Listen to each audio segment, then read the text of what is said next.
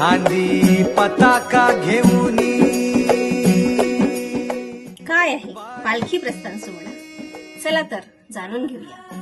पालखी प्रस्थान सोहळा हा महाराष्ट्रातील एक अत्यंत पवित्र, भाविक आणि ऐतिहासिक परंपरा असलेला धार्मिक सोहळा आहे. पालखी प्रस्थान सोहळा म्हणजे संत ज्ञानेश्वर महाराज यांच्या पादुका एक भव्य पवित्र मिरवणूक करून त्यांच्या समाधीस्थान आळंदी येथून पंढरपूर या विठोबा रुक्माई मंदिरात नेण्यात येतात. ही यात्रा आषाढी एकादशीला पंढरपुरात पोहोचते. ही परंपरा 1820 साली श्री हैदराबादकर तात्या जोशी यांनी सुरू केली. त्यांनी संत ज्ञानेश्वर महाराजांच्या पादुका पालखीत घालून पंढरपूरची वारी सुरू केली आणि अखंड आजपर्यंत ती अखंड सुरू आहे. हजारो वारकरी भगव्या वेशात टाळ मृदुंग वाजवत ज्ञानोबा माऊली कुंडलिक वरदा हरी विठ्ठलच्या जयघोषात चालतात. पालखीसोबत दिंड्या असतात, म्हणजेच गावागावातील वारकऱ्यांचे गट.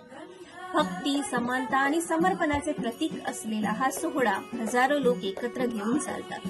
पालखी सोहळा आळंदीहून निघून हडपसर, लोणी, काळभोर, यवत, बारामती, इंदापूर, अकलूज, माळशिरस, वाखरी मार्गे पंढरपूर येथे पोहोचते. चला तर मग आपणही वारीत सहभागी होऊया आणि महाराष्ट्राच्या संस्कृतीला जपूया.